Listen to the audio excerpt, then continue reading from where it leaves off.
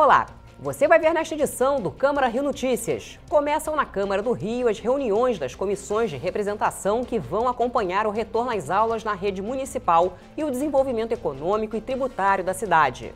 Prefeito do Rio anuncia que vacinação contra a Covid-19 na cidade deve começar no dia 25 de janeiro. A gente está trabalhando aqui para iniciar até o processo de vacinação no mesmo dia que São Paulo. E as promoções para as comemorações dos 59 anos da CADEG. Vai ter desconto de até 59%. Não saia daí, a gente volta já.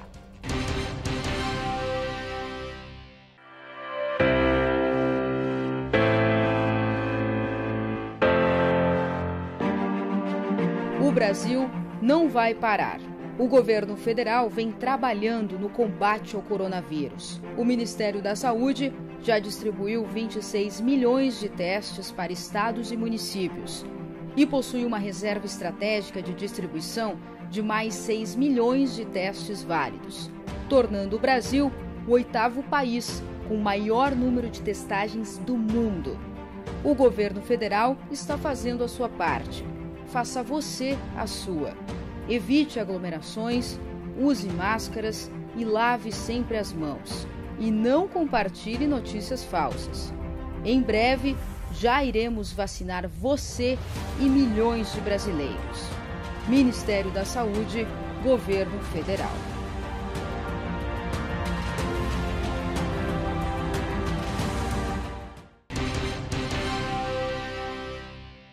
A gente começa esta edição do Câmara Rio Notícias falando do início dos trabalhos de 2 das 3 comissões de representação criadas este ano pela Câmara Municipal do Rio. As reuniões aconteceram de forma híbrida. Foi rápida a reunião de instalação oficial da Comissão de Representação de Acompanhamento e Promoção de Estudos relativo ao papel da Câmara Municipal para o desenvolvimento econômico e tributário da cidade do Rio, que tem a finalidade de ter um protagonismo na discussão da grave situação econômica do Rio. Um trabalho muito importante para a cidade. A comissão é composta por 10 participantes. O presidente, o vereador Rafael Aloysio Freitas, pretende ouvir os integrantes do Poder Executivo para entender a situação econômica, fiscal e financeira da Prefeitura. Ele sugeriu que as próximas 2 reuniões sejam com o secretário de Fazenda, Pedro Paulo, e com o do Desenvolvimento Econômico do município, Chico Bulhões. O vereador Vitor Hugo levantou a questão da segurança pública, que foi agravada com a pandemia, e sugeriu incluir o assunto na pauta das ações da comissão. O Rio de Janeiro sofre muito hoje com insegurança. E isso já vem de muito tempo, não é de agora, né? Então a questão da pandemia piorou, complicou mais a situação dos empresários, mas a gente vem sofrendo há muito tempo com questões de segurança pública e é um dos maiores fatores do deslocamento das empresas, da saída das empresas da cidade do Rio de Janeiro. Uma próxima reunião ficou agendada para o dia 18 deste mês, às 10 horas da manhã. A gente vai coletar as informações do Tribunal de Contas do município e também da Secretaria de Fazenda da Prefeitura ao longo da próxima semana para a gente dar uma debruçada, estudar um pouco mais o assunto. O relator da comissão, o vereador Pedro Duarte, vai já planejar uma sugestão de trabalho e já ficou marcada para dia 18 a nossa próxima reunião, definindo todas as diretrizes da nossa comissão e no dia seguinte já a nossa reunião com o secretário de Fazenda, Pedro Paulo, para as nossas primeiras ações. Em seguida, também foi realizada a primeira reunião da Comissão de Representação de Retorno às Aulas Presenciais de forma híbrida na Sala das Comissões da Câmara Municipal. O presidente e vereador Márcio Santos disse que o objetivo do primeiro encontro era de formular junto à comissão a forma que os trabalhos serão conduzidos. Segundo o vereador Tarcísio Mota, relator da comissão, a reabertura das escolas é uma questão polêmica e urgente. Ele apresentou um conjunto de perguntas que serão encaminhadas para o secretário municipal de Educação e apresentou propostas. Esse é um assunto muito difícil, é um assunto que tem sido debatido no mundo inteiro e é urgente, ou seja, ninguém desconhece o prejuízo do ponto de vista pedagógico, da segurança alimentar, da saúde mental, das crianças crianças, jovens e adultos, até porque nós temos jovens e adultos também na rede municipal do Rio de Janeiro, estarem há tanto tempo sem as aulas presenciais. Mas, ao mesmo tempo, a pandemia está em crescimento na nossa cidade. Reabrir as escolas sem pesar, né, os perigos que isso pode acontecer, sem entender os riscos epidemiológicos e colocar em risco a vida de crianças, familiares e profissionais de educação, também não é a melhor saída. Ou seja, escola é lugar de vida, não vetor de morte. A gente tem dito isso desde o ano passado. A Prefeitura, no ano passado, poderia ter planejado, poderia ter apresentado, inclusive, um diagnóstico da situação física das escolas, para que a gente agora soubesse se há condições de aplicar protocolos sanitários mínimos. Mas a Prefeitura não fez. São mais de 1.540 unidades escolas. O trabalho é gigantesco. Mas isso significa que a Prefeitura de agora, que assumiu, que ganhou a eleição e que tem o ônus e bônus de estar governando a cidade, tem que apresentar esse planejamento. Tem que apresentar um diagnóstico, um plano e um planejamento. Tem que dar tranquilidade para os profissionais de educação, para os pais dos alunos e para os próprios estudantes, para que o retorno seja um retorno seguro, que seja garantia da vida e não promoção da morte. O vereador Valdir Brazão, vice-presidente da comissão, ressaltou a importância de um plano de volta às aulas presenciais e destacou a importância não só do retorno da rede pública, quanto da rede privada. As escolas particulares, Tarcísio, elas estão falindo e as públicas não vão ter como absorver as crianças que vão ficar sem estudar. Hoje, na escola pública, não tem nem papel higiênico. Imagina se dobrar o número de alunos, que não dá para dobrar, mas se desce. As escolas particulares, elas são diferenciadas da escola pública. Por quê? Porque na escola pública, o salário dos professores estão mantidos. Antes de eu estar no Legislativo, eu dei aula há 7 anos. Então, sei um pouco como funciona. É muito fácil para o professor da escola pública pedir para não voltar à aula nunca. O vereador Átila Nunes defende a prioridade de vacinação dos professores e destacou a importância do diálogo com o Poder Executivo para construir decisões. Thaís Ferreira, integrante da comissão, afirmou que o ensino remoto não é viável e que desde o início da pandemia não foi encontrada uma solução para dar suporte às famílias.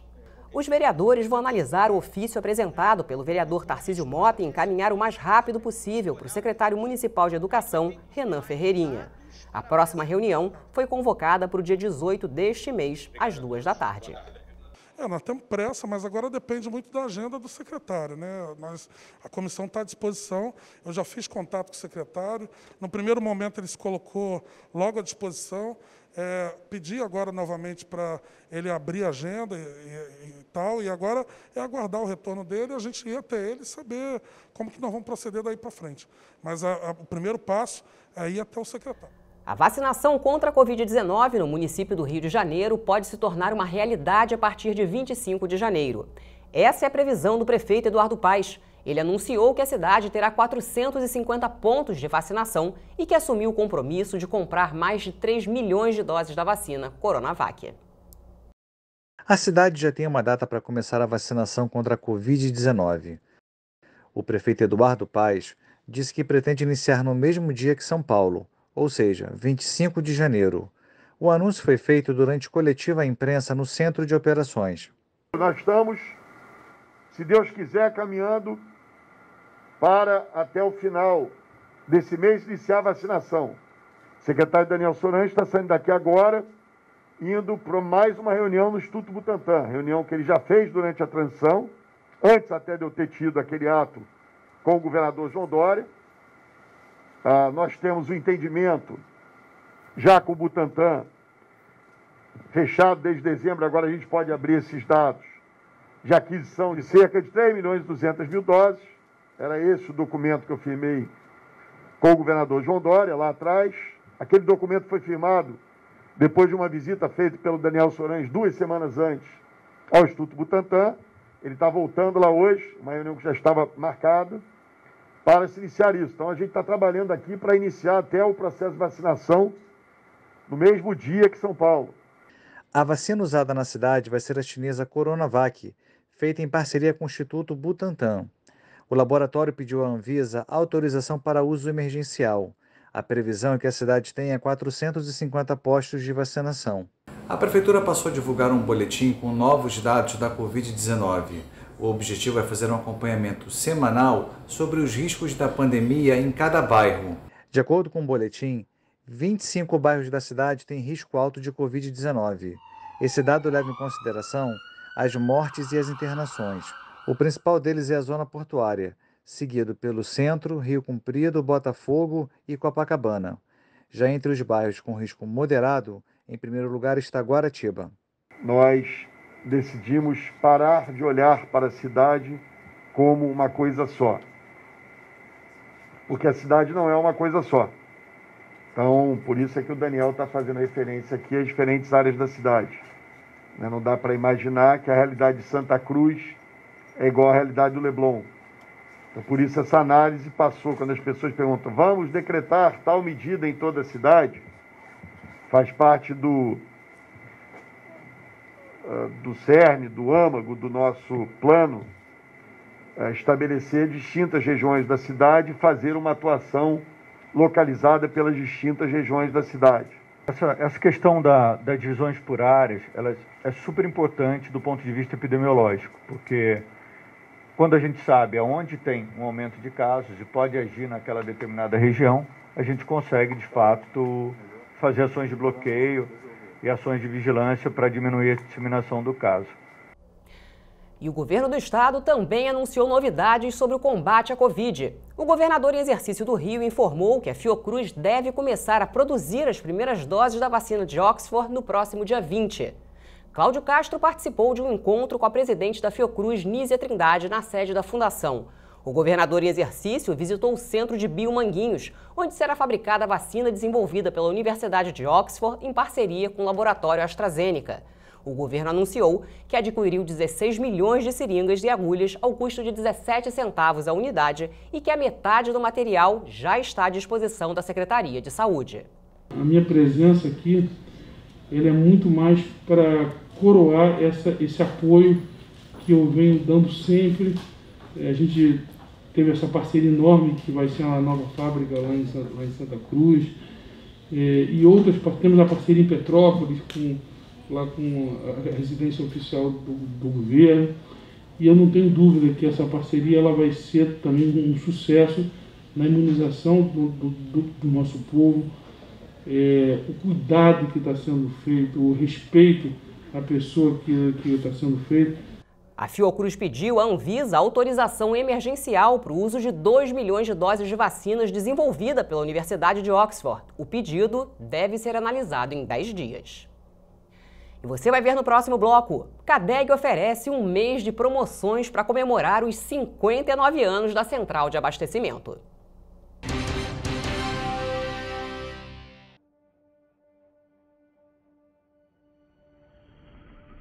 Meu nome é Jean Batista, eu tenho 48 anos. Eu nasci com um problema no coração, congênito, mas eu cresci com esse problema sem sentir nenhum sintomas. E aí a esposa vai no médico, aí eu procurei um cardiologista. Ele passou uns exames e aí após os exames descobri que a válvula aórtica, ela tinha apertado o coração, que já tinha crescido. E aí, de cara, o médico já me falou que a solução seria um transplante. Mas aí, em 2017, aí eu tive a primeira descompensação. E aí acabou acontecendo que eu fiquei com um edema pulmonar agudo. E aí não teve pra onde correr, eu sou músico. E aí no decorrer dos shows em pleno São João, eu já me sentia mal, não conseguia participar do show inteiro. Eu já internei sabendo que dali eu só voltaria se eu conseguisse fazer o transplante. Então a gente passa a dar valor a coisas simples, sabe? Como beber um copo com água, como andar na beira da praia, porque na UTI eu não via nem a luz do sol. E aí eu tive a primeira parada cardiorrespiratória. E a cena mais forte que eu tive assim, na minha lembrança, que eu tenho até hoje, é acordar com uma pessoa impulsionando meu peito. E aí eu pensei, quantas vezes vão conseguir me reanimar? Após a terceira parada cardiorrespiratória, fazendo hemodiálise, já não falava direito, já não me mexia direito. Às vezes eu me comunicava com minha esposa com os olhos.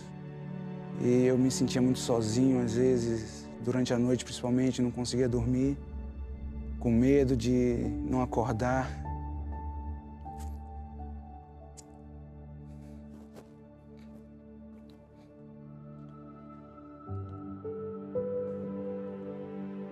Mas eu nunca deixei de acreditar. Ainda vou conseguir abraçar meus filhos.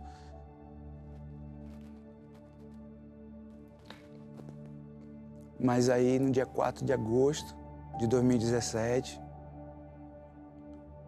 eu lembro de minha esposa, chegando para mim e falou: "Olha, seu coração está vindo do Rio Grande do Norte. E vamos preparar você, você vai receber esse coração ainda hoje." Eu lembro do médico, Dr. Diogo Ferraz, batendo no meu ombro. Ele falava: "Acorda, acorda. Vai ficar dormindo aí o tempo todo, ser um homem de coração novo." E eu queria falar, ele fala, você pode falar, rapaz. E aí... E a primeira coisa que eu quis fazer foi abraçar meus filhos. E daí pra frente, eu tenho vivido a vida normal. Faço coisas que até antes eu não fazia. E eu só tenho a agradecer, agradecer. Hoje meu nome é Gratidão. Gratidão àquela família que, de no momento de dor, ter pensado em salvar 8 vidas. Fale com sua mãe, fale com sua família, deixe todos cientes que você é um doador. E você, quando terminar sua missão, o seu objetivo é fazer com que missões de outras pessoas que tenham que continuar, continuem. Doe órgãos, converse com sua família. A vida precisa continuar.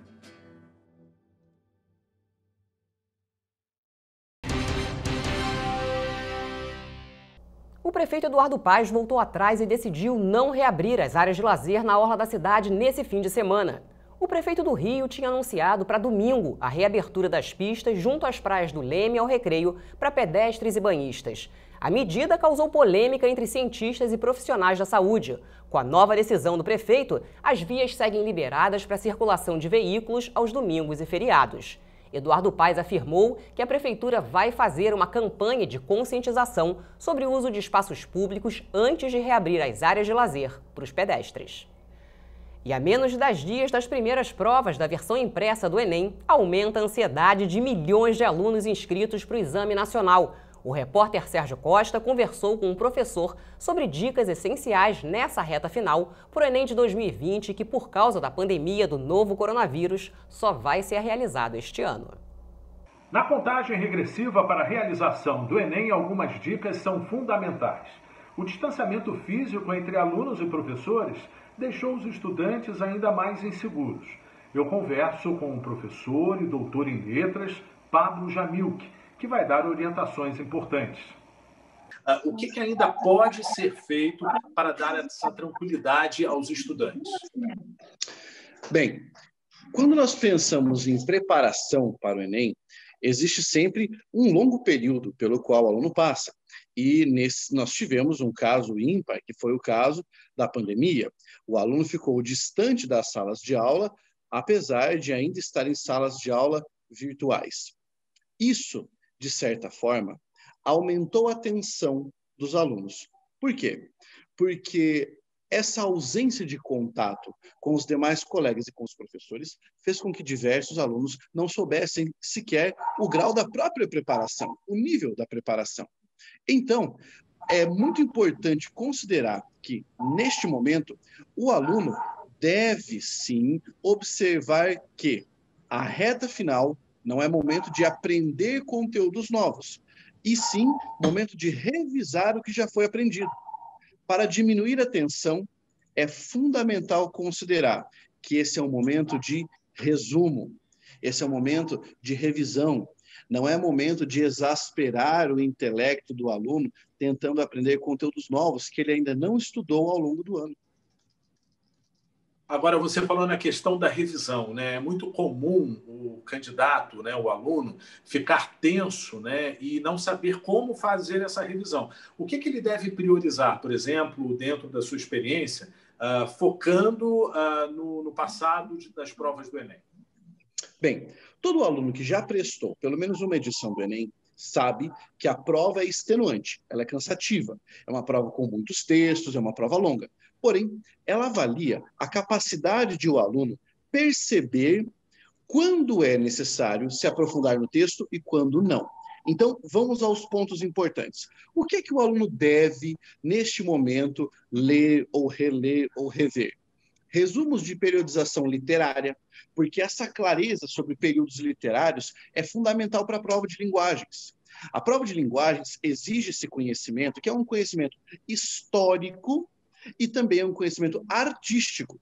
Isso vai aparecer em provas de língua portuguesa. Por exemplo, um texto do Machado de Assis, nós vamos saber que pertence ao realismo, e se o indivíduo conhece, né, a história da literatura, ele sabe quais são as características do realismo.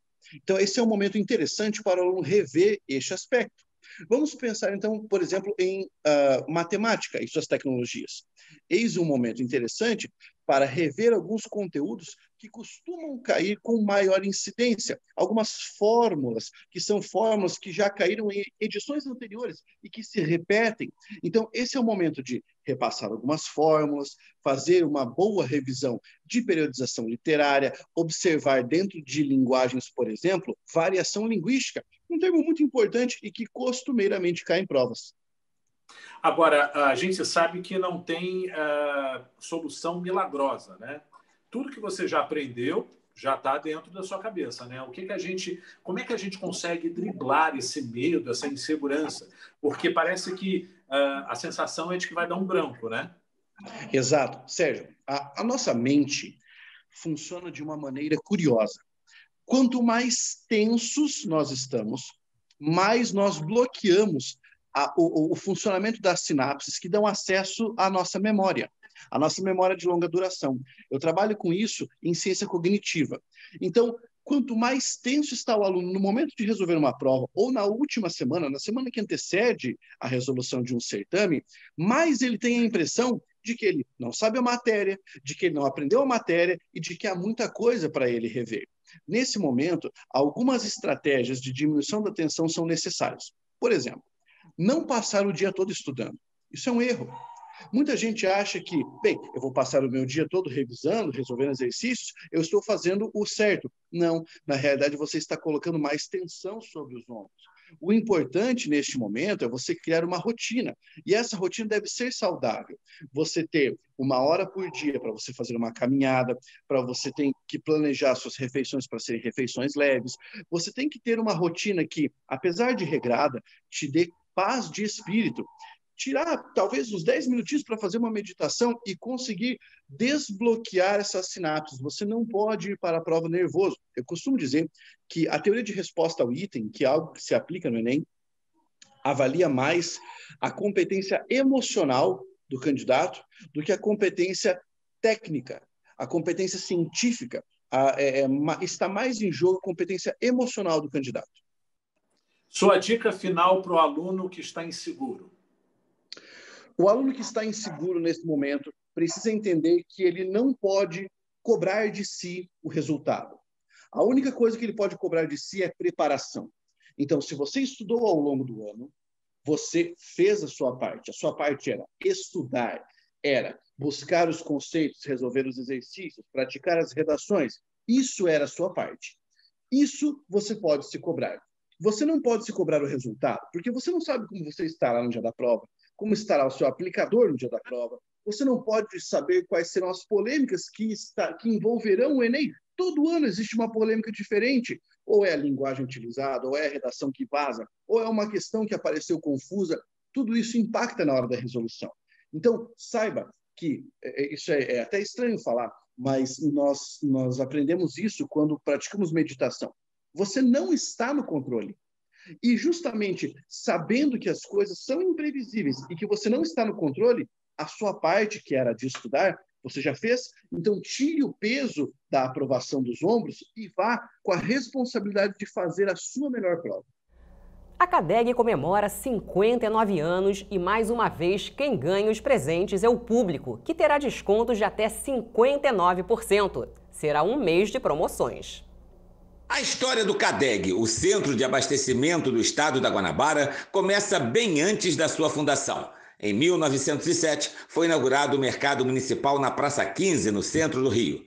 5 décadas depois, o mercado precisou ser desativado por causa da construção do viaduto da Perimetral, inaugurado em 1960 e que passava pelo meio do mercado.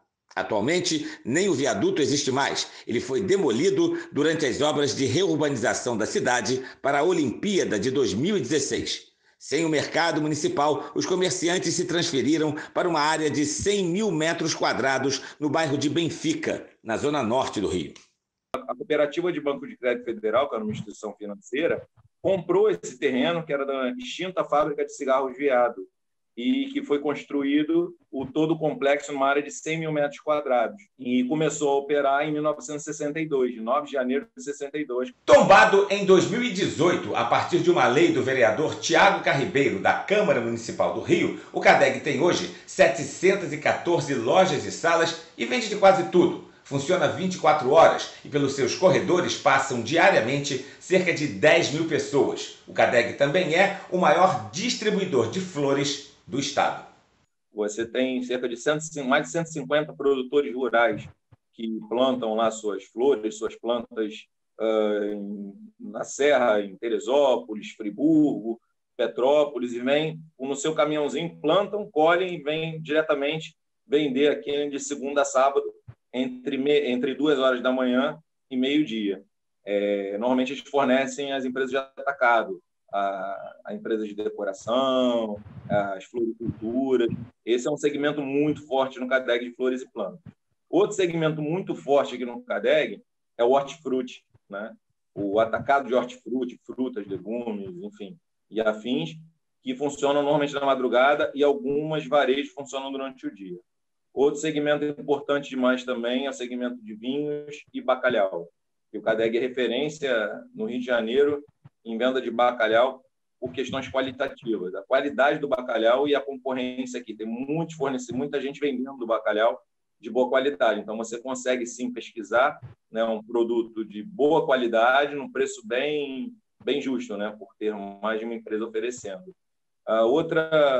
Outro segmento forte no CADEG é o segmento de descartáveis, que tem várias empresas também que fornecem descartáveis, produtos e serviços. Por exemplo, no CADEG você tem um chaveiro, você tem loteria, você tem papelaria, você tem loja de informática, de roupa, bancos, toda a rede bancária aqui no entorno.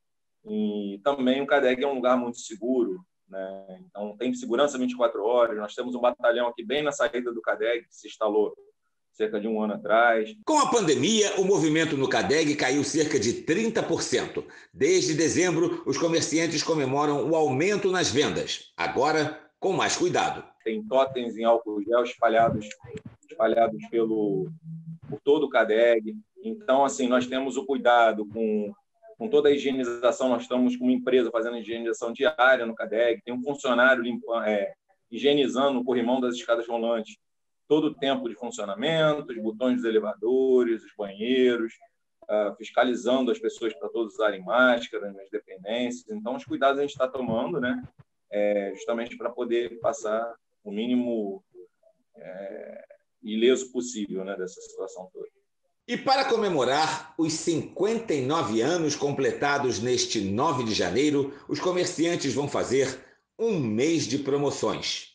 Nos outros anos, né, a gente faz realmente uma festa bem bonita, a gente faz bolo, a gente faz parabéns, mas esse ano, por questão da pandemia, a gente resolveu salvaguardar um pouco. Então, a gente está fazendo as mídias digitais, né, estamos fazendo através do segmento virtual a divulgação, e mais de 20 estabelecimentos estão oferecendo produtos que variam desde a referência, uma das referências maiores do CADEG Gastronomia, né, que é o bolinho de bacalhau, que está entrando como em promoção também, como viagens de turismo, locação de unidades, tem uma imobiliária participando, vinhos portugueses em promoção, alguns vinhos com até 59% de desconto real, roupa,